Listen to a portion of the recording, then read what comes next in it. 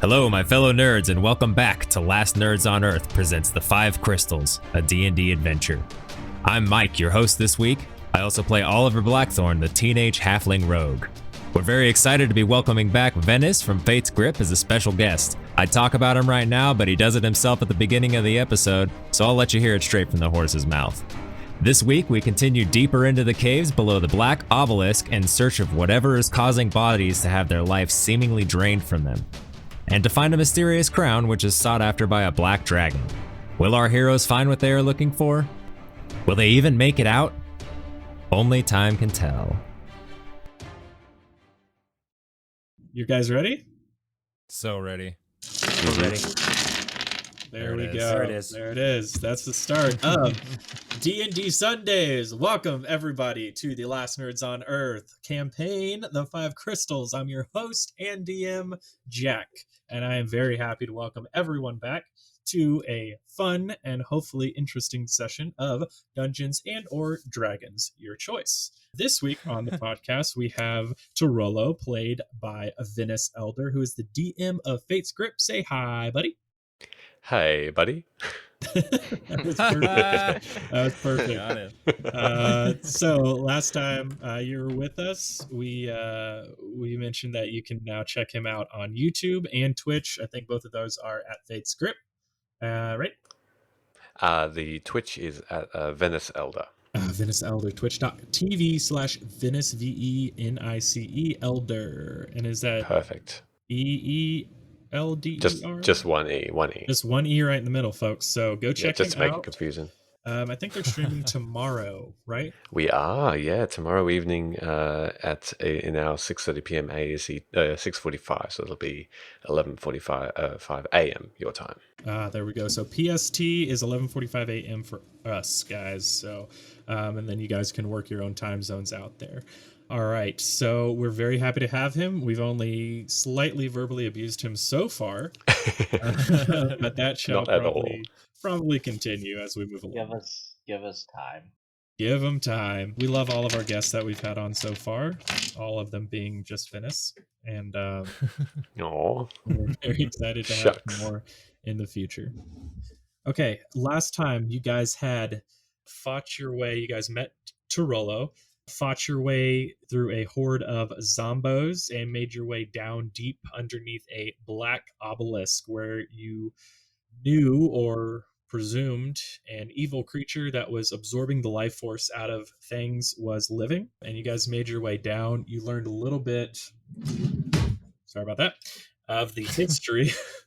I paused for you, Andrew. You learned about the history of the swamp a little bit, and you received a warning from the dwarves not to give the crown to the dragon from some scribbled dwarven runes. You made your way down, and then found yourself face to face with a door, which was booby-trapped not once, but twice. And I think every party member, save for Rain, failed their saving throws and got struck at least once with one of the two traps. After making your way through and letting the ranger lead, you tripped another trap, which was an alarm, and activated some sliding doors full of zombies that came and attacked you guys and did some pretty hefty work against you. Nobody fainted, if I remember correctly. Nobody fainted. Yes? No, but I hid under Aligrax. Yeah. And you guys were successful in fighting off and murderizing the zombos. So you are basically right at the entrance of this this cavern or cave system that you've just gotten into. Made one turn and had a fight with zombies. At this point, we rejoin our heroes as the last zombie ogre falls to the ground, beheaded, I think by Aligrax, if I'm not mistaken. If I am, it's okay. Sounds about right. Probably. So, breathing heavy and hard, as the last enemy falls, you look around, making sure there is no more enemies to be held, when suddenly a flapping of wings reaches all of your ears, and you look down the tunnel and see what appears to be a bat floating in the middle of the tunnel, and it's just flapping and sitting there, and then very quickly it turns and heads down into the darkened cave. What would you guys like to do? Why is it always bats? Yeah, that brings back some bad memories, guys. I got hit pretty hard by those darn bats. Yeah, that was quite the run-in. Did you encounter bats? Yeah, in a cave. There's a lot of bats too. It was 3. Yeah, well, that's 3 too many. You know. Well, that one didn't attack us like the other ones did, so, and it's also going the way that we need to be going, so do you suppose we should follow it? Yeah, maybe, do you want to take a rest? I could probably, recharge my magic. That'd be nice. Do you guys need any healing before we do that? Oh, yes, please. I could use a short rest. It'd be nice. Yeah, All I right. suppose we could do that. Alright, Turolo, I'm gonna go ahead and give you some healing. Alright, so I'm gonna cast a Cure Wounds at a level 3 for him. Before we do that, can we take a short rest? Yes, you can. So Then that's, don't bother with cure wounds. Just use your hit dice. yes, Yeah, but so- if somebody's really low, might as well just do it, so... right, but he can use his hit die to regain his hit points, but you can only use them during a short rest. Whereas your spells, you can use them at any time, so you might want to save them just in case there's more. Yeah, but things. I'm recharging my spell slots, right? Certain ones, I think. I tend to agree. I'm not on death's door, so I will rest if we are going to stay for a while, and I'll just patch myself up, sit down in a particular corner of the stone, and just close my eyes and just put my hand over my small wounds. Okay. Yeah, I'm gonna use some hit dice. Okay. Try to heal up. Mm-hmm. Yeah, I used a hit die to heal a bit of damage I had on me. Okay. If you guys want, go ahead and use some hit die. That HP back up, because not for nothing, but you are going to need it. Ooh, most fantastic. Alright. While you guys are sort of sitting and resting and recovering from your initial and very surprising combat, you guys sort of begin to take stock of your surroundings. The stones which the tunnel are made out of, and it is stones, this does not look like a naturally occurring cave system, or if it was at one time, it has been built beyond that.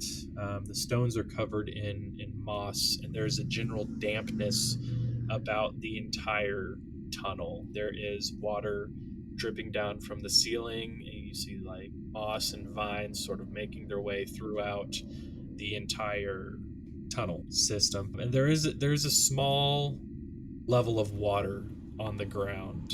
You guys were in a swamp, so this isn't unusual. See that sort of like about an inch or 2 inches. It's not necessarily difficult terrain for a technical standpoint, but just sort of covering the ground as you guys sit around regaining your breath. So HP regained, hit die back, or hit die used. What would you guys like to do from here? Well, I suppose we should carry on then. Yes, probably a good idea. I don't really want to be in here, so let's get out as quick as we can. That bat won't be waiting for too long for us, I assume. All right, so pressing onward, the darkened tunnel yields itself to you as you continue moving forward. And after a short while, you come to a intersection. It's a four-way intersection. There is straight ahead, there is to the left of you, and there is to the right of you. And before we go any further, could I get a marching order? Who's in front, middle, and behind, etc.? I am taking the front. Yeah, I'm not taking it. Yes. I'm in back. I'm moving to the back. Rain is all the way in the back. Okay, who's after I'll be Oliver? in front of Rain. Okay, Carley in the back. And then we've got Aligrax and Turolo. Where do you guys want to be? I'll be second. Happily go third. Aligrax. Oatker. Okay. So, Oliver, it is up to you to decide with your group, obviously, which direction you would like to go. And I'm just going to throw this out there. You have to state, I'm searching for traps, or I want to look more at this particular area before you move on. If you don't state it, I'm assuming you're not doing it, And whatever happens, happens. Okay, then before we move on, I'm gonna look for traps. Okay, roll me an investigation. In the meantime, Turolo would like to just look at each path and make a perception check to see if there's any difference between them. Sure, just roll me one perception check. I got a dirty 20. Dirty 20. So, investigating the immediate area around you, the front seems relatively clear, the left seems relatively clear. However, there is a thin line of what appears to be wire to the right direction, running across the entire hallway there. So, like, across perpendicular or along with the hallway? I'm imagining perpendicular, right? Yes, you are correct. Like across it? Okay. Yeah. Before we move on with that, Turolo, what was your perception check? That was a 13. 13. Okay, so the hallway that you're in is pretty broad. It's about 10 to 15 feet across, and moving forward, it stays roughly the same. To the left and right, they are slightly more narrow. They're more like 7 to 10 feet across. So you could get two people side by side if you wanted to, however, it'd be difficult. 13. You do notice that there is a little bit less water to the right than there is to the front or left. Okay. The path on the right's trapped, and to my knowledge, usually there aren't traps in front of something that's not worth guarding. So I'm wondering if I could try to disarm it, and then we can keep going that way. What do you guys think? Is stepping over the wire a possibility? That's a good point. How high off the ground is it? It's probably about 6 inches. Okay. Well, look out for that wire there. Don't step on it. Let's just step over this and... Aligrax is going to audibly wiggle around and clank his heavy metal armor. Okay. Aligrax, don't trip over that, please. You're kind of clumsy. Wait, you know... Not sure. Hold on.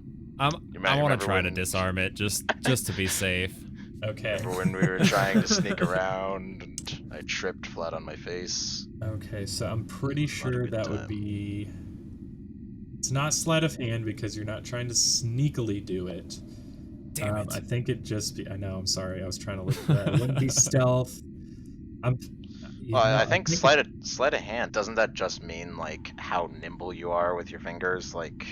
No, it's more of like if you're trying to do something without somebody seeing you do it. So if you're trying to get like a card up into your hands from your sleeve, or if you're trying to plant something on somebody. Well, we used sleight of hand to pick a lock before. Yeah, so let's just go with it. Okay. Rules lawyers out there can tell me when I'm wrong later. Let's just, for the sake of argument, let's just do sleight of hand, because otherwise it'd just be standard dexterity check. You'd still get the same bonus, so it doesn't matter. But you're proficient, so you get to add your proficiency bonus to it as well. So roll me a sleight of hand check. You can add, you have your +7, and then you also have, I think it's just +7. Yeah, because it adds the proficiency it bonus. Automatically, yeah. So that's a 16. 16. All right. So you are sort of moving in and moving left and right, sort of taking a really good look at this, and you dig into your thieves' tools pouch and you produce a screwdriver, which you jam what appears to everyone else into the wall, but in reality you're stuffing it right into the middle of a mechanism. Pull out a pair of shears, you clip the line, pull out your screwdriver, nothing happens. Excellent. Yeah, so the trap is successfully disarmed. Well done. That makes me feel a little better. Just fantastic. Because just sort of looking at Aligrax. I don't want to get lit on fire again. Even though it's okay for me, it still sucks. In my defense, I didn't set off either of the traps this time. That's true. That was very true. I'm doing the best I can. Well, your best isn't good enough. All right. So are you guys proceeding down this corridor? I'm gonna check for traps first. All right. So roll me a d20 as you move down this corridor. Do none of us have a good passive intelligence? Like, ooh, what does a 6 do? From what you can tell, and you're doing it'd be perception, so +4. Okay, so 10. So 10. So as you're moving through, you are sort of scouring the left and the rights, looking for any stone out of place, looking for anything that's not supposed to be there, and you are not really able to see anything other than what you've already, the trap that you already disabled. However, up ahead, you notice that the tunnel turns to the right, and there is a slight glow coming from the right. There's like a little bit of light coming in, so coming around the corner. I'm going to motion for the others to just sort of stay back for a second, and I'm going to move ahead and sort of carefully slice the pie and look for traps while I'm doing it. Okay, roll me a stealth check. 26. Whew. All right, so as if the wind itself, move around the corner, carefully keeping an eye out for traps as you do, and as you move around the corner and you sort of look down the hallway, you notice a large pile of boulders collapsed into the middle of the tunnel. And at the very top of the pile of boulders, there is a light coming from behind them and shining out into the tunnel. So it's just like a pile of boulders and the light on top? Yes, like the light's coming from behind. So whatever is beyond the pile of boulders, that's where the light's coming from. Okay. I'll slowly crawl up the boulders and see if I can peek over and see if there's anyone there or anything like that. Okay, since you had such a good stealth check, you are able to clamber up the boulders without messing up a single stone, without having one, tip over a creek or anything, and looking over the top of the boulders, just barely able to see through, you see a room. It's as damp and as moss covered as the rest of the cave. However, there is a single torch producing an almost brilliant light coming through. Roll me a perception check while you're up there. See what you can see. 9 + 4, 13. Right, so you're able to see in the very center of the room there is a smashed pile of wood. It looks like it might have been at one point a table.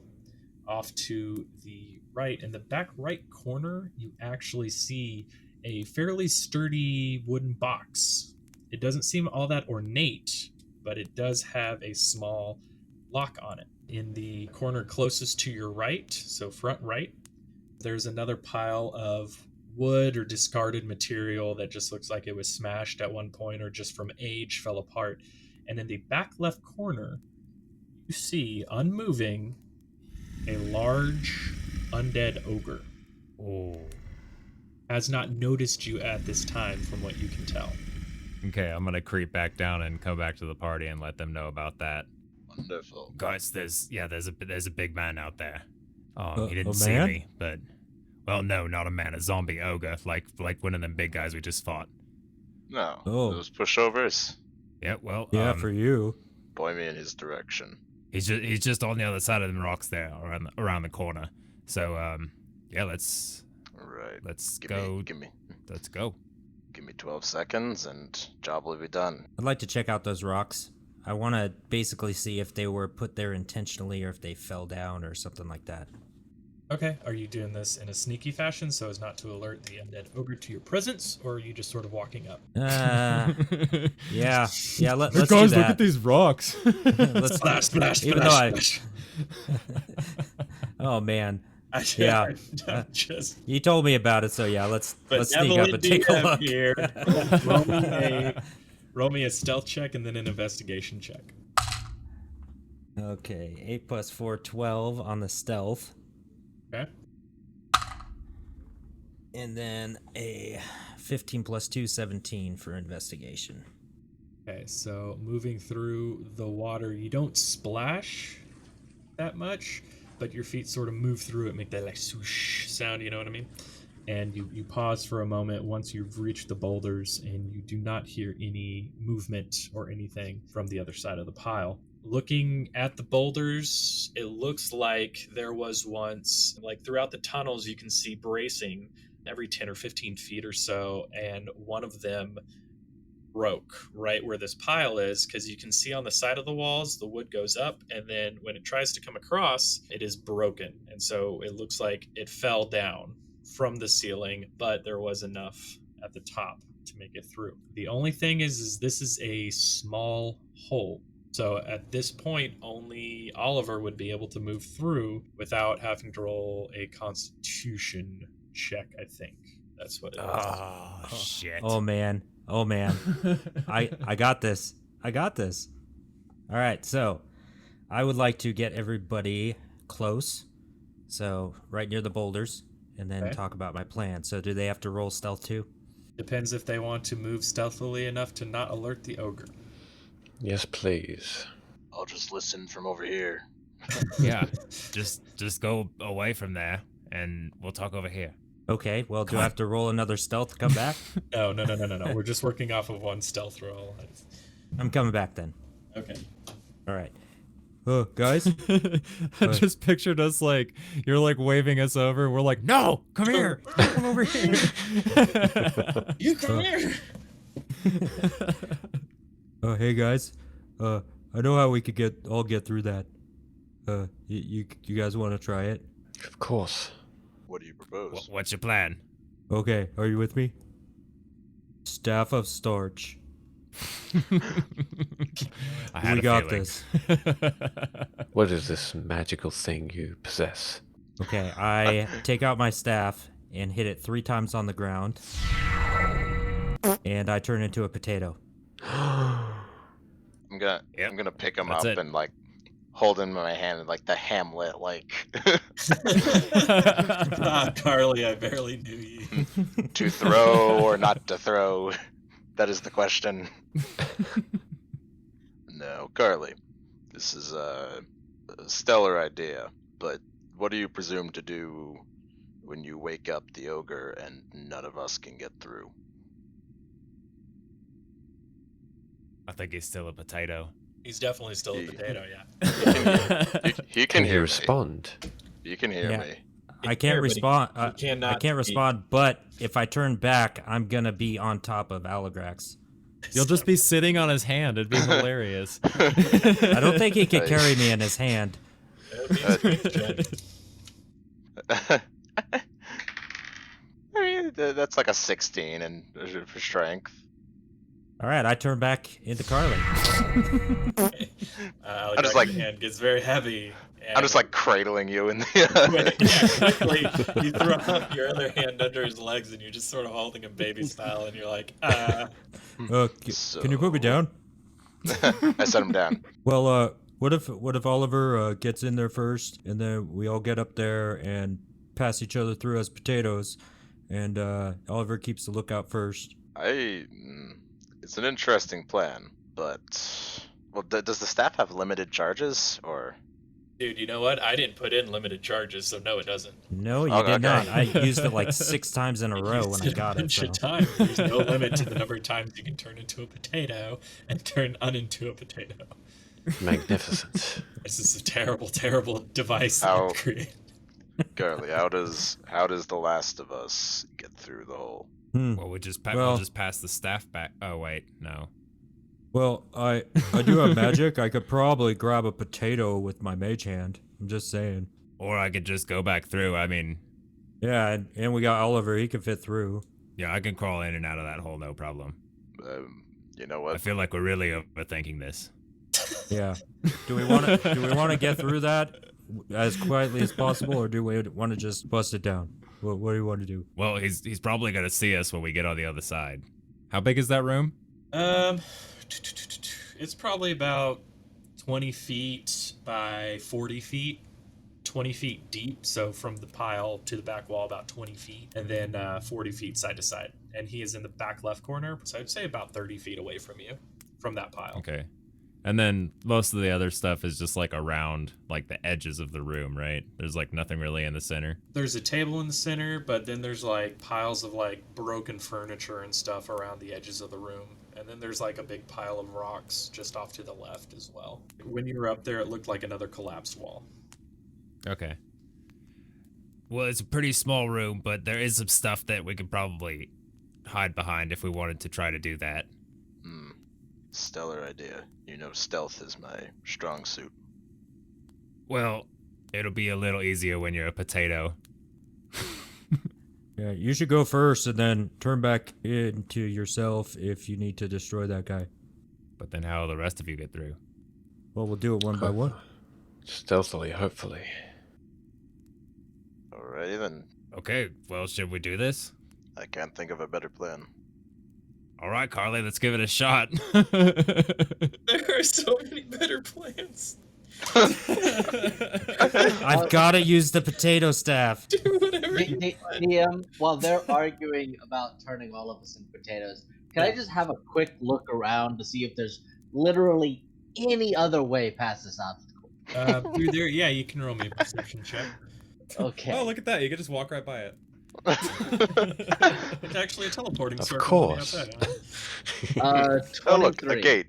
23, damn. Even with your 23, it appears that to get into this room, the only way is past the pile of stone. There doesn't seem to be any adjoining hallways or anything like that, unfortunately.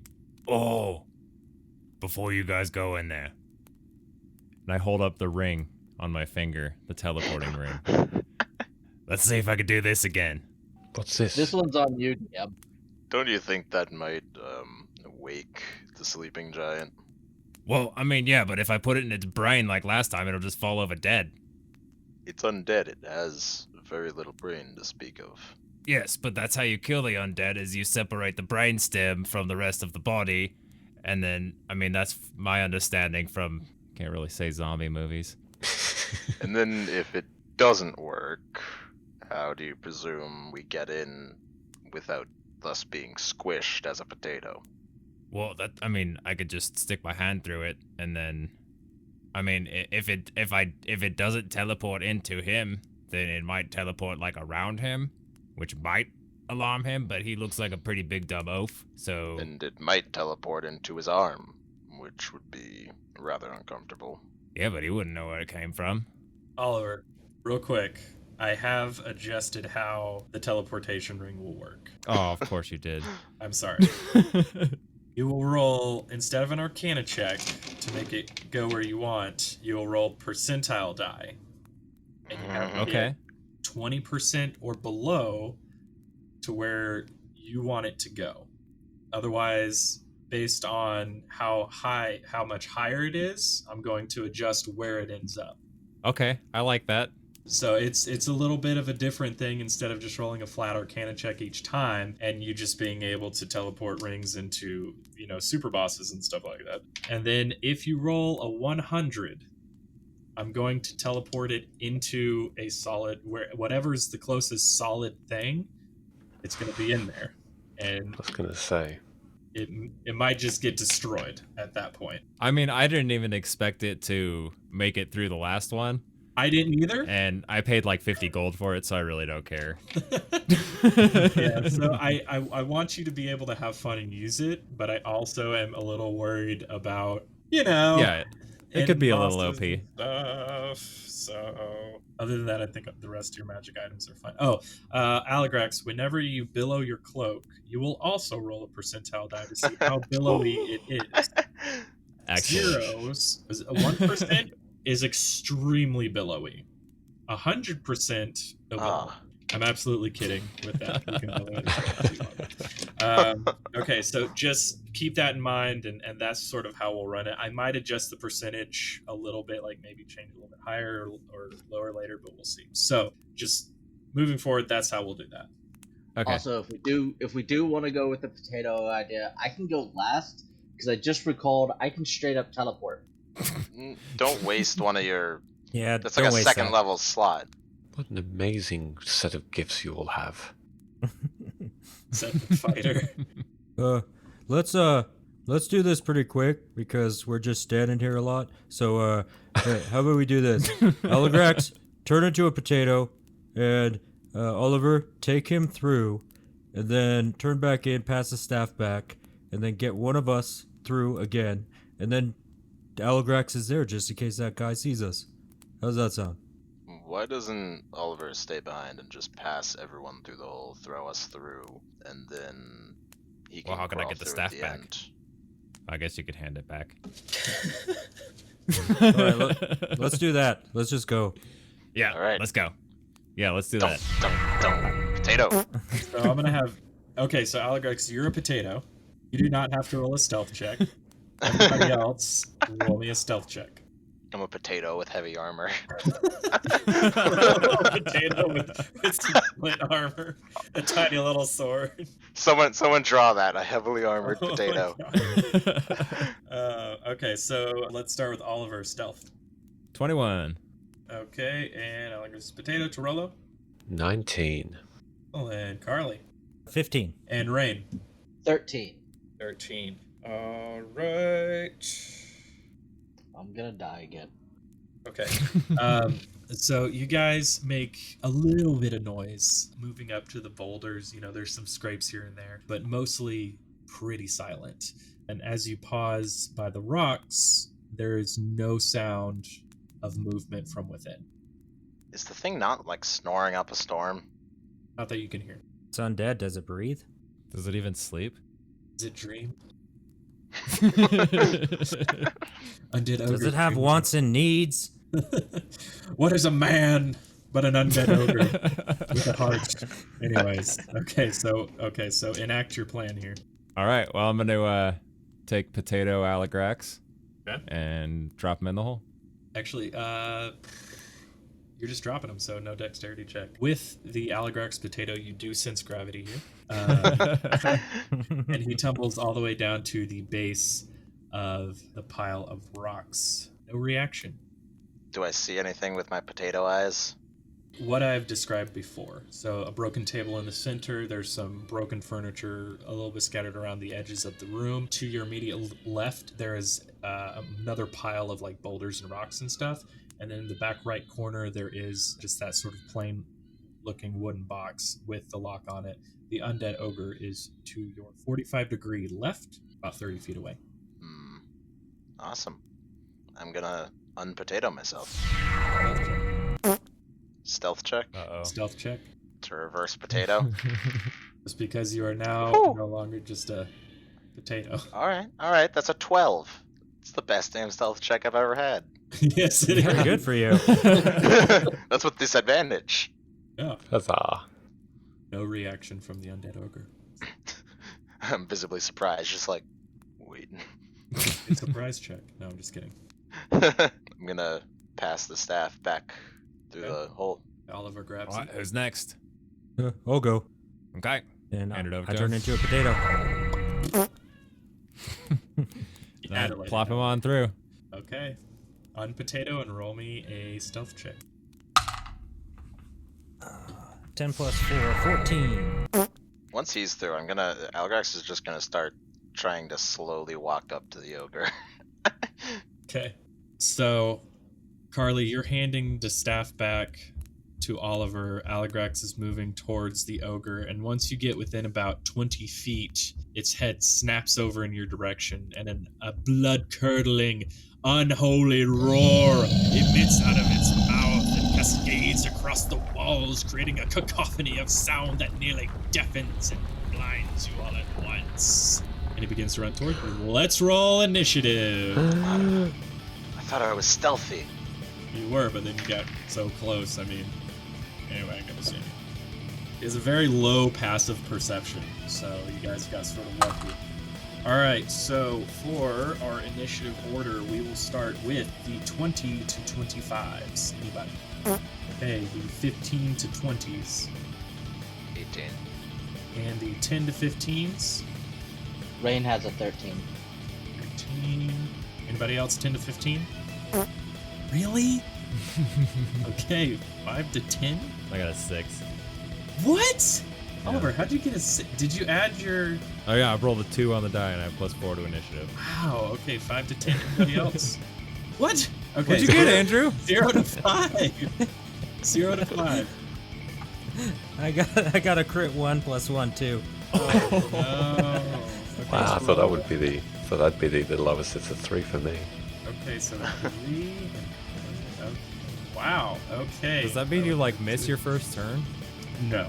Crit failures are only on ability checks and attacks.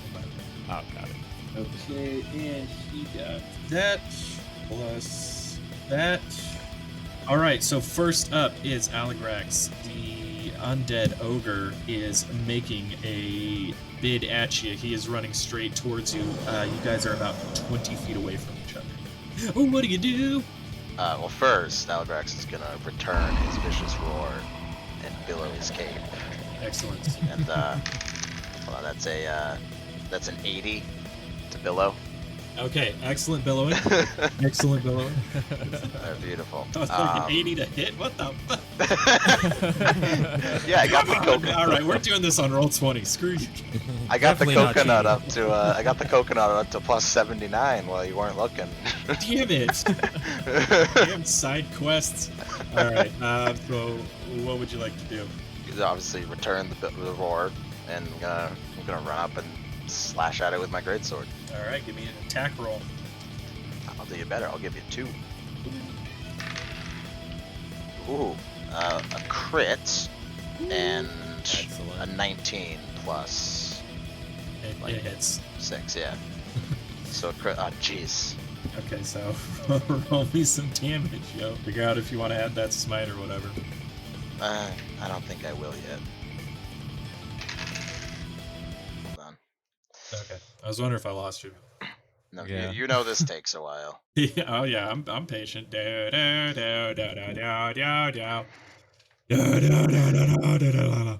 So while we're waiting, how's everybody's day going? You guys doing all right? Yeah. Fantastic. Okay. Good. Pretty amazing. Excellent. Deal. Good deal. Chat. Everybody doing okay? Yeah. It's good. Good. Just I'm gonna run checking. and grab some water. Okay, go grab some water. Anybody else want to take a break? Shut up. Alright, so first attack, the crit is gonna do. Hold on, I forgot to math some stuff. 2d6 plus 3 times 2. Yep, I know. I have some modifiers, man. It's confusing math. Being a paladin is hard work. So the critical is gonna do 54. Okay. And then the second attack is going to do 26 on top of that. What are your modifiers bouncing off of there? Well, so I got the Great Weapons Master, which Yeah. is some insane stuff. Yeah, critical hit. Okay. Oh, so were you doing the bonus attack on that one? Yeah, the Great Weapons Master thing. Yeah, Okay. -5 to hit, so I just didn't add my my bonus. Modifier on that one. Gotcha. Yeah. Okay, so what was the damage overall? You can give me the 2 numbers. 54. Oh god, no, I accidentally did 54 times 26. 54 plus 26. Yeah, 80 in total. 80 damage. All right. Aligrax jumps up and does a huge slash, and then another one, creating a large X across the zombie's chest. He does not fall, but he is looking very rough. Black and green ooze pour out of the wound. It's beginning rusty. That's been a while. Is that your move? That is. Okay, so next up is going to be Rain. You are on the other side of the boulders. You are muted. Yeah. Okay. I got you. Still over there. Yeah, so the boulders are about 10 feet high, I would Yeah. say. So that would take 10 feet of your movement speed. It's not a hard climb, so I won't make you roll a check for it or anything. Okay. So is it possible for me to actually just climb to the top of the boulders and go over? It would be difficult for you to get through. I'd have to have you roll a constitution check, I think. But, just to give you an idea, you can fire through that hole. And you can see the Okay. zombie from the hole as well. So if Then you wanted to. I'm going to do that. I'm going to fire through the hole. My question is, can I do a called shot? Run me through what a called shot is real quick. Basically, I want to shoot a specific part of the zombie to do like certain things. Like in this case, I want to shoot him like in the knee or legs to try to drop him so he loses some of his mobility. Okay. Yeah, sure. I don't see. I'm not sure if there's a mechanic in the game for that. So, but I There don't is, think. but it's a specific class feature. Okay, that can Oh, do is To it? do that. Okay. That's basically what fighter maneuvers are for. Gotcha. Okay, Okay, they let you do stuff like that, like that makes disarming attack and all that. I knew there was something in here about it. I just couldn't remember what. So we'll just have you roll, and you tell me what you want to shoot at, and I'll let you know if it happens. Because I kind of like that anybody can sort of modify the enemy that way. So we might work that in a little bit. If you want a suggestion that I've used in the past is if you get a critical, you can choose to do a called shot instead of doubling your damage. Okay, that'd be cool. Yeah, that way it affects. It might give them a I can work with that. Okay, yeah. So fire a shot, make an attack roll. Either way, I will be adding my dreadful strike to this. Okay. And that is a 15 to hit. Okay, 15 hits. Roll me some damage. Okay.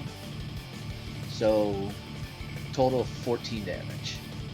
14 damage. The arrow flies true and pierces right to his eye socket, and his brain actually pops out the back of his head with the end of the arrow, and the zombie crumbles to his knees and falls into a puddle of water, and black and green ooze cover the ground, and he has fallen and is dead. Congrats, bro. That Well was kind of done. a weak zombie compared to. Yeah, way to spoil it. I wanted to do something. Like I feel like he went down kind of easy. Well, I don't think that he's easy. I think he's a big lug, and Aligrax is a big lug. Double big lug. I seem to agree. The strikes were true and vicious. You have done well. I think it was simply lucky, not even a lucky strike, but a professional. Well, you do kind. All right, Zombo is dead. The room lays before you. I'd like to look at that box that Oliver described to us. Okay, you guys sort of potato your way into the room, shifting some. Can I get my boulders. stat back? I'm not giving that up. Okay. At the top of the pile, you actually just move some boulders aside and make your way in. And moving over to the box, you kneel down and roll me an investigation check, please. Investigation. We're gonna investigate some stuff. Ouch. 6 + 2, 8. All right, looking over the wooden box, you don't see anything out of the ordinary. There is a lock on the front of it that is used, it has a keyhole and stuff like that, but you can't see anything unusual about it. Okay. Can I use my crowbar to try to pry it open? Yeah, roll me a strength check. Okay. 17. All right, the lock being rather rusty is still fairly strong. However, as you push your crowbar into the small space between the lid and the body, you rip off the lid from the back hinges, the lock maintaining its integrity. However, the lid itself sort of almost disintegrates, and the box is open. And assuming you look inside, you see a small pile of coins, a small vial with red liquid inside of it, and a small, well, not small, actually, it's a medium-sized key, slightly corroded and rusted over just through time. The pile of coins equates to 217 gold. Nice. Nobody else has All right. seen this yet. Yeah. I'm I not- might have been a criminal, but I don't do that. I'm definitely going to say, hey guys, I found some stuff. Hey, check it out. What a treasure! I found some money and stuff. And what's this? It's like red liquid stuff. And then this key. That might be important. Oh. We are in a dungeon. Yeah, we should probably take that with us. What do you think the odds are that the key goes to that lock there on the chest? Well, it would be kind of hard to lock it with the key in it. But very high. Now we have to try it. I want to try it. Trying the key in the lock, the key is actually too large to fit. Nope, too big. All right, this is probably for a door or something. That was my first guess, but Good. the curiosity would have killed me. That was try. 237 gold, you said? 217. 217. Trying to get an extra 20 gold out of your dungeon master. Maybe. I got stuff written down, man. Can we persuade the box to have more gold in it? Roll a persuasion All right. check. We each get 43 gold. Okay. Do we want to split it up more evenly and have some for the party fund?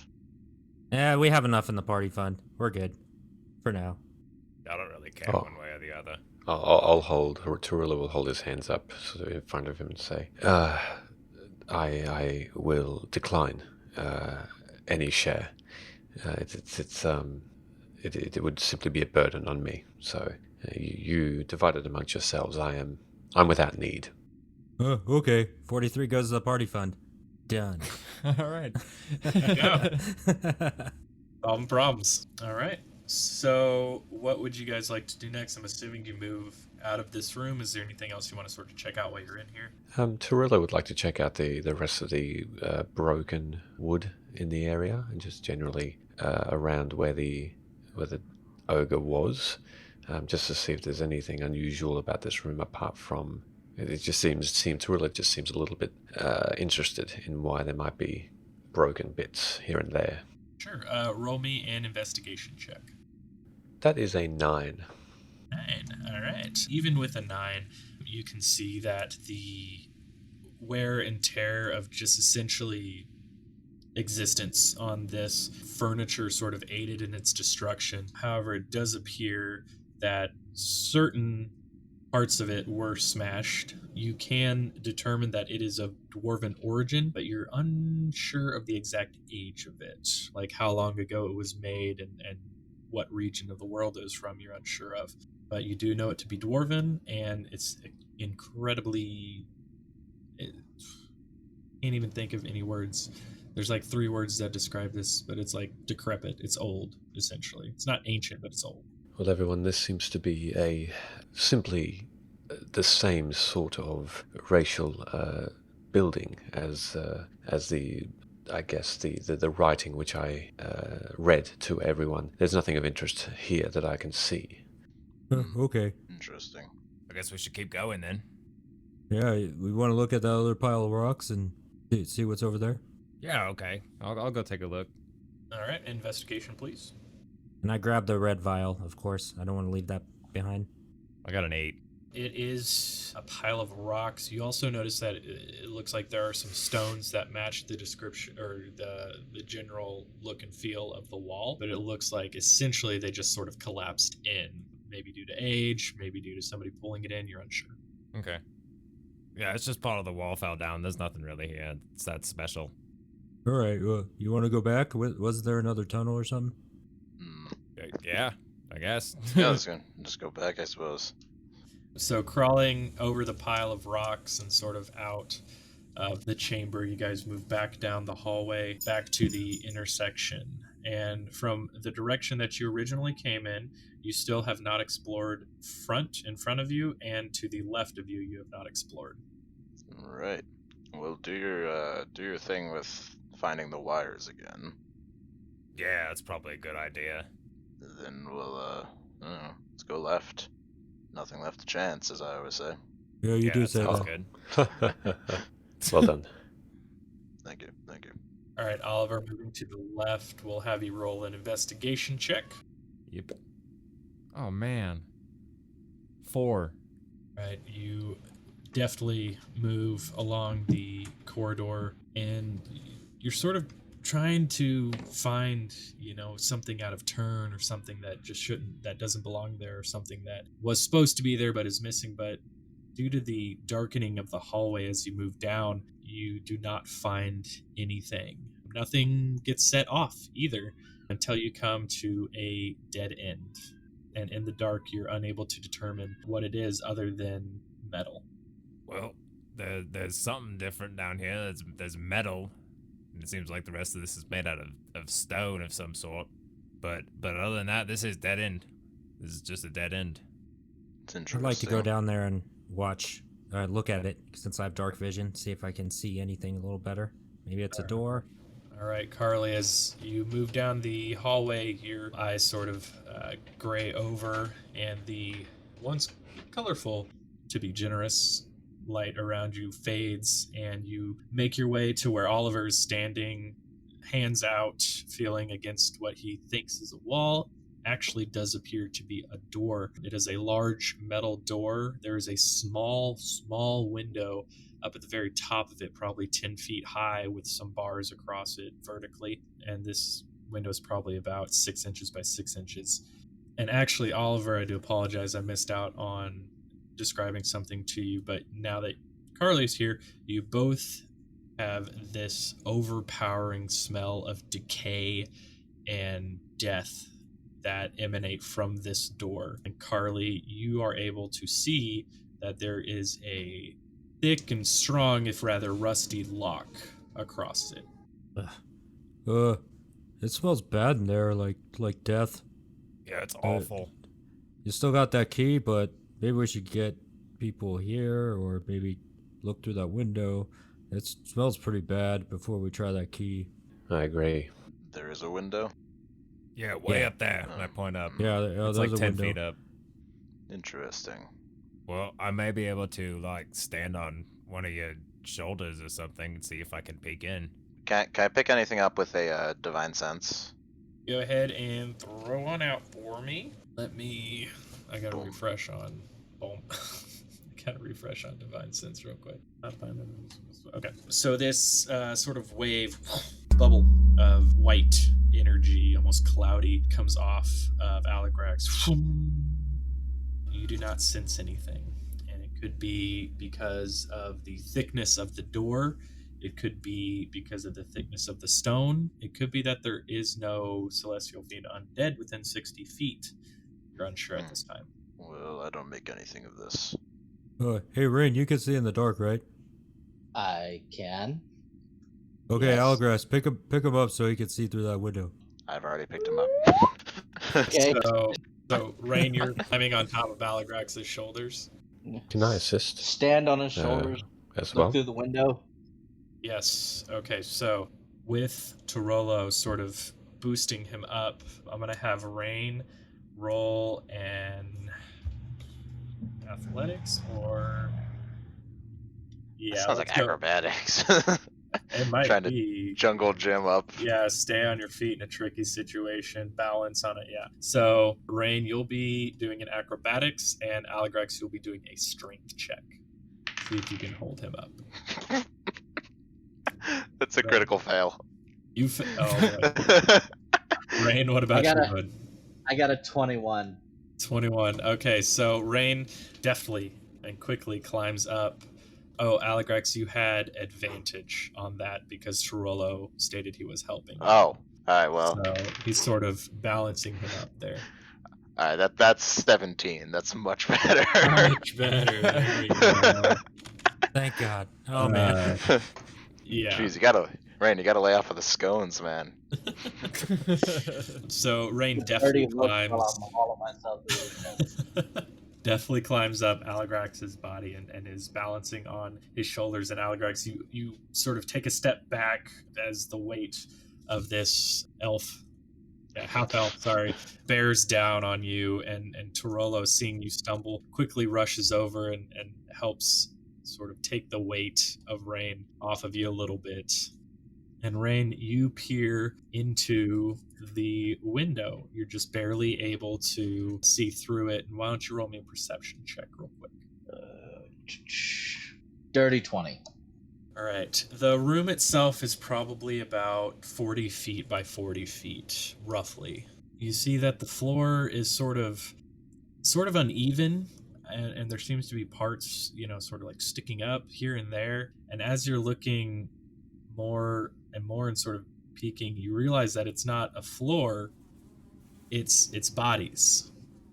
And it's bodies in various states of decay. Some looking rather fresh and others that are almost just skeleton and bones. See something. Sorry, boys, give me just 1 second. All right, and so yeah, you see these bodies, and the things sticking up are hands and maybe a weapon or two, like an old glaive or sword, sort of shoved out of what is a veritable pile of just corpses. And you can't see exactly like right up next to the door, but most of the room you're able to see. And like I said, just bodies everywhere, all just covering the entire ground. That's wow. I relay this back down. I'm just like, just it's a room full of dead bodies. Like, I'm gonna be honest, it's a little terrible. Are they undead? Or are they just dead? You don't sense any movement or anything like that. At the moment, best I can tell, they're just regular dead. I didn't sense anything. Was there any other way through? Is the window I'm looking through openable? It's just a square window with metal bars going across it. Think like a jail cell. Are the bars Very, very small small. enough to fit a potato through? Yeah, just out of curiosity, I'm gonna give the bars like a good little kind of test wiggle. They do not move.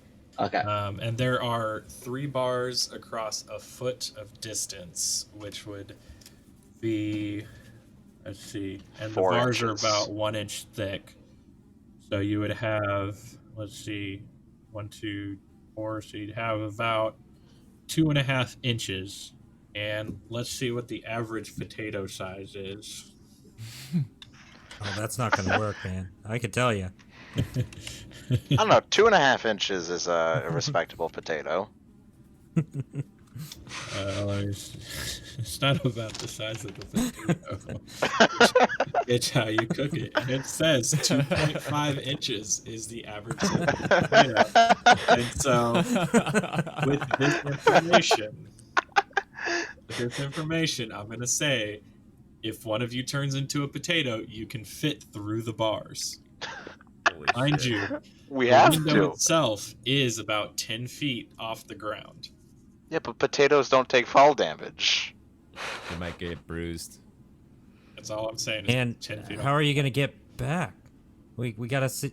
Hey, let's see if the door opens before we start shoving me as a potato through there. Jerks. It's true. We did find a key. Wholeheartedly didn't agree. we?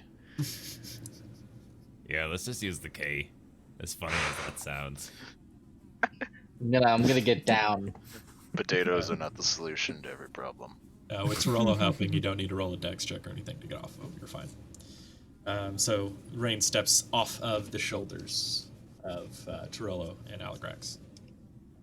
All right. All right, I think I have Oliver. the key, so Yep. I'll stick it in there and see if it works.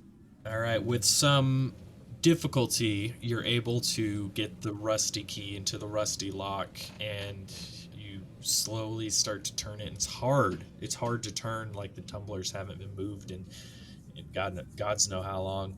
And with a little bit of chutzpah, you're able to turn the key, and the lock falls open.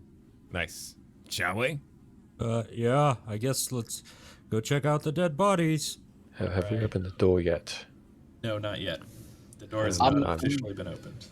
I'm going to bring up the rear of this train of us inevitably walking into a fight, and just keep an eye out behind us for, Okay. the inevitable, I don't know, Indiana Jones rolling boulders. So yeah, let me get a marching order. Who's where? Well, since I opened the door, I'll probably go first. Okay, I'll be second. Front, Or- Oliver, Carley. One of us will. Turolo will be third as he goes into position. He'll say, "Perhaps we should check for," and then I went, and then the door opens. Okay. The door. So you guys. Why would you trap a door that you hide dead bodies like in? The door swings open with the weight of a pile of dead bodies on top of it. Oliver and Carley, roll me a dexterity check. 17. 11 plus 1, 12. 12. All right. Oliver very deftly is able to jump out of the way of this mass of corpses that come tumbling down. Carley, with some difficulty, is also able to move out of the way. He gets banged a little bit by falling debris. Don't stop to ask what as you guys move out of the way. And the stench is extremely powerful. I'm going to have all of you roll Constitution saving throws. Starting with Oliver. 16. Carley. 15. Rollo. That'd be a 22. Oh, very nice. Aligrax. Actually, I'm a 16. 16. Okay. 10. Aligrax. 10 and Rain. 16. 16. All right. The wave of just smell just washes over you, and you all feel a little bit of maybe those scones coming up, and then Aligrax, you get it right into the back of your throat, and you start gagging a little bit, and then you sort of take a few deep breaths without smelling anything, and everybody's able to hold their lunch. Very successful. So there's a small pile of bodies. It's a little difficult to climb over as you guys make your way into the room. This is so disgusting. So you guys are essentially walking on top of different bodies and corpses and whatnot, and there's just all sorts of different types of people, different races, mostly dwarves, but there's also a smattering of humans, half elves, elves, even an orc here and there, and it's pretty gross, guys. Turolo will just be breathing heavily. Oh, this is messed up. Okay. Should we? Let's see if they look like they're drained, I guess. Roll me a medicine check if you could, please. All right, medicine. How about a natural 20 plus 1? Natural 20 plus 1.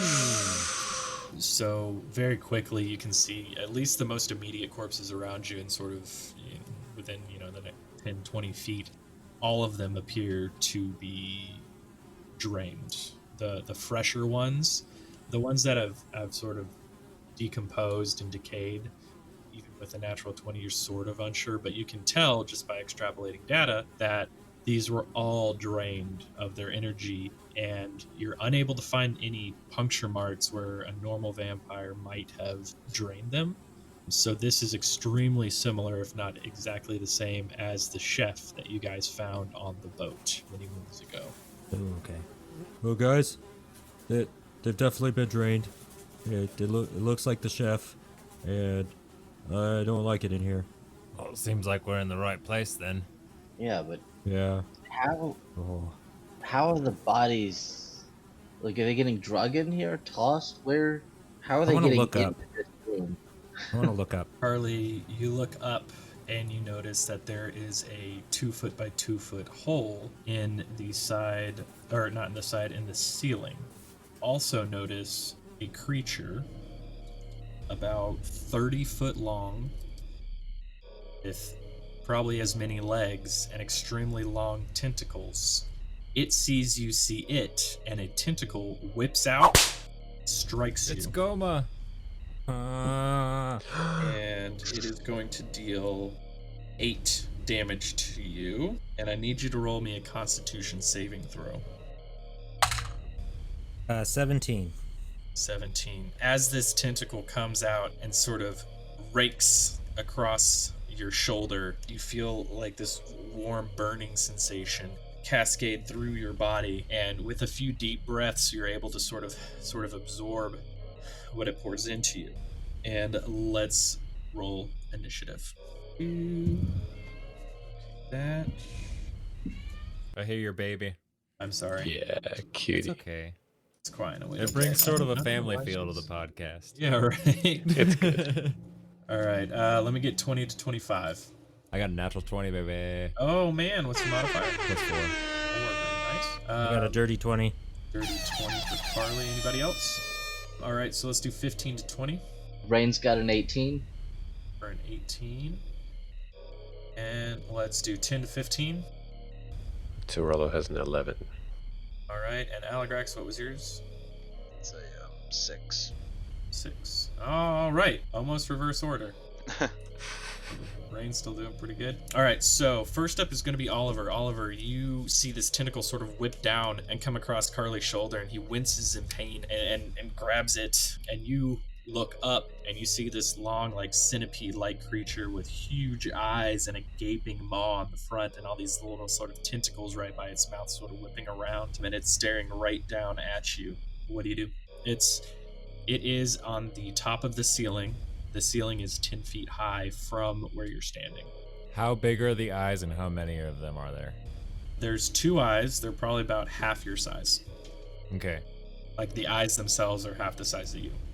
I'm going to use my short bow to shoot at one of the eyes. Okay, roll me an attack roll. 8 plus 7. So 17. All right, that'll Right. hit it. That's 15. 15's fine. That'll still hit. Roll me some damage. 9. 9. All right. Little boy going to take 9 damage. You let loose a fire of your arrow, and it fires straight into his dome piece, and it sort of scratches alongside of it, and then eventually comes out the other end. He's still alive. You more scratched than pierced him, though. When you said 9 damage? Yeah. Okay, Carley, it is your turn. You've just taken a little nick there. What would you like to do? Does it look like is he like wrapped around something on the ceiling to hold him up, or is he like sticking to it? He's sticking. He's hanging on to the ceiling. Okay. How many legs? 50. A whole bunch of legs. Do you need an exact number? It's a bunch of legs. Does not say how many legs exactly. Does not say. Okay. All right. So I could guess he's sticking by whatever legs he has. Yeah, I mean it's not necessarily sticking. It's more just like gripping. Bug magic. Yeah, I mean if you want to tell me what you want to do, and I'll let you know if it's effective or not. All right. Well, I'm going to. So he's right above me and Oliver. I want to kind of motion to Oliver to step back if he can.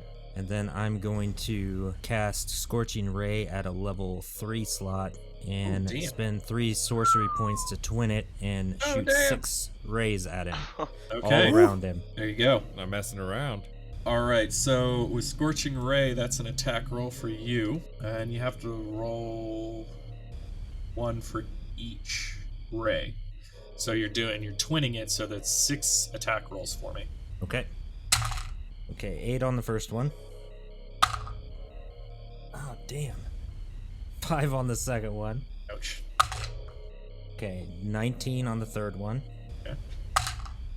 16. Okay. 21. And 19. All right. Your first 2 rays, after sort of getting hit, you stretch your hand out to launch these, and you're still sort of wincing. The first 2 rays splash on either side of him, and he lets out sort of a guttural. But the last 4 all sort of puncture. Okay. Yeah, 4. All right. Into his flesh. So roll me some damage. Okay. 2d6 per. Goddamn. Actually, Andrew, you cast it at 3rd level, yeah? Hold on. Okay, He's counting. You can't talk to him when he's counting. that's fine. Okay. 40. Okay, 40 damage on this bad boy. Yeah. Shouldn't it be also, 4? Shouldn't it be 8 rays? it should be 8 rays, yeah. So you create 1 additional ray for each slot above 2nd level, and then you twinned Oh. it. So roll me 2 more attack rolls. Oh, shit. Okay. Yeah. 19. Okay. And a 12. Okay, roll me some damage. Actually, For both or 1? Just for 1, but it honestly doesn't matter. So your last 2 rays, one of them splashes, and you're like, "Ah!" And then you just sort of concentrate really hard, and you fire off one last fire scorching ray, and it pierces right into his skull and splatters his brain against the ceiling, and he comes tumbling down, and I'll need all of you to roll dexterity checks, except for Oliver, who was pushed out of the way by Carley already. Nice. Oh, God. Checks or saving 5. throws? 5 for Carley. Okay. Carley got a 5. I got a 23. Okay. 8 for do a Turolo. Backflip. 8. 8 for Turolo, and Aligrax 10. 10. All right. So Oliver, having sort of been pushed aside, watches as this thing starts to fall straight down, and Rain, seeing it, jumps very quickly out of the way, and unfortunately the other 3 get crushed beneath it. And you guys are each going to take 2d10 of legend damage. Yep. Okay, we'll just do that one and then this one. So 13 damage total to you guys, and you have this thing on top of you. That could have been worse. Could have been a lot worse. I hate this thing. Who's the other person that saved? Rain saved, but Carley, Alright, well. Turolo, and Aligrax all took damage. Ouch. Well, Ryan, do you think we should try to help him? I mean, I can't be much, but I'm gonna go try to help him out from under the giant creature. Okay, do you guys? Yeah, I'll come up how with would you them. like to help them out? either pull him out or push it off of him. Yeah. Whatever is fit. What do you want to try and pull him, or you want to try and push it off? Make a decision. I'll pull. We can teamwork. I'll pull. One of us can try to lift it while the other tries to pull him out. There we go. Not lifting the whole thing, just lift enough to get them out. Okay. Yeah. So who is going to be pushing the thing up a little bit? I mean, I think can that's do that. probably your strongest suit. Okay. I'll try to lift it. I don't have a great strength. But... I will say this: the 3 that are underneath this thing aren't completely immobile. You guys can also. So here's what I'll do, just to make this easy. I'll have all 5 of you roll strength checks. Okay. And let me know what you got. So, Oliver, starting with you, what'd you get? 6. CX. Carley? Yeah. 9. 9. Turolo? 10. Aligrax, come on. 15. 15. All right. And Rain? I also got a 15. Oh my god, you guys just barely made it. God, that's so close. So with a lot of effort, you guys are able to sort of roll this thing, not necessarily lift it, but just sort of roll it off of the 3 that were trapped underneath and sort of picking each other up and dusting each other off. You guys have successfully killed this creature. Well, I must say that was quite an effort again. Quite quick and violent, really. Is everyone all right? What the holy heck is this thing? Oh. Good question. If you'd like to try and investigate, you can roll me a nature check. Anybody who wants to. Let's go with a 4. 4 for Aligrax. Okay. You have no idea. It's a big old worm. Oliver, are you doing a check? Yeah, I got an 11. Yep. Okay. Turolo? Yeah, Turolo's just going to go over, walk slurping on the bodies and just lift a leg, pat the eye down. There's gunkiness, and I rolled a 14. 14. Okay. Aligrax 4 and Rain? I got a 16. Okay. Anybody 10 or above, after some investigation and leg lifting, you know this to be a carrion crawler. This is a creature that basically sustains itself off of death and decay. It consumes anything that is dead. Essentially, it's usually found in graveyards or mass graves and such like that. It has a very keen nose for death, so it can follow that for a long distance. It can follow it from a long distance. They're known to be subterranean. Either that or they'll hunt at night, and they also will be around any battlefields or anything like that. They like to live in tunnels and ruins, and they also scurry across the ceiling as they move toward food. They usually avoid contact unless somebody encroaches on their territory, so you can sort of see that this thing was going to attack and then realize there was 5 of you and wasn't going to do anything until Carley saw him, and he had to attack, unfortunately. Thanks, Carley. Yeah. We just stumbled across its food, but it's not what actually killed any of the things here. No. So this thing has a large and giant maw with multiple rows of teeth that are good for grinding and tearing and ripping. And while some of the inhabitants of the floor do appear to have some of those markings, Carley's earlier medicine check did determine that they were dead post pre-consumption. They were dead pre-consumption. Okay. What killed them then? I wonder. Man, I thought we got it this time. Fortunately, that's not the thing we're looking for. Is there another exit to this room? Roll me a perception check. I think Carley got a nat 20 on that, didn't he? Yep. Okay. So I'll just let you know this. The only entrances and exits that you are able to see is the chute up above, and then the door from the front that you guys came in. Well, unless we can crawl up the chute, I think better if we go back the way we came. Yeah, there's still one more hallway we haven't investigated. I'd wager pretty good money that there's stairs somewhere on that hallway that take us up. Yeah, that's probably easier. Let us hope so. Oh man, I'm feeling pretty bad. I think I need a heal or something or rest. I don't know. How about this? Let's backtrack to that junction. Yeah, that's a good idea. Carley, how much are you down? I'm at 13 hit points right now. Okay. Let's backtrack to that junction and then rest up there. And if we do a short rest, I can do some hit dice. I don't think we need another short rest. We already took one. Okay. It's generally bad practice to stop for an hour every single half hour. Yeah. After every encounter, we must just close our eyes for a moment. But I'm just going to joke as I say it and just rub my cracked ribs. And like Carley. 3 of us can throw cure wounds, so we should be fine. Carly, you've got a 15 back Okay, cool. from lay on Yeah, hands. I want to be sparing on my spell slots at the moment. All right. So you How's guys. How's Okay. everyone else So that's feeling? much better. I'm fine and dandy. Yeah, I'm good. Said the 2 guys that dodged out of the way. Turolo, how we feeling? I am wary, but possibly can stand another fight if we do encounter it. Let us be off. Right then. All right, so you guys make your way out of the corpse-filled room, unable to close the door due to the pile of bodies that are sort of blocking it. You guys make your way back to the intersection, and staring ahead into the deepening darkness of the tunnel, you sort of steel yourselves and steel your resolve and begin to press forward.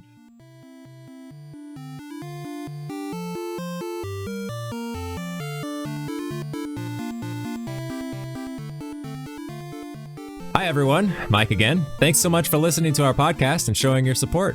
If you enjoy what we do and would like to support us, you can find us at Patreon at patreon.com/lastnerdsonearth. We recently reorganized our tiers and added some new perks, including a new after show we recently started recording called 4 Nerds and a DM, which will be available at all levels starting at $1.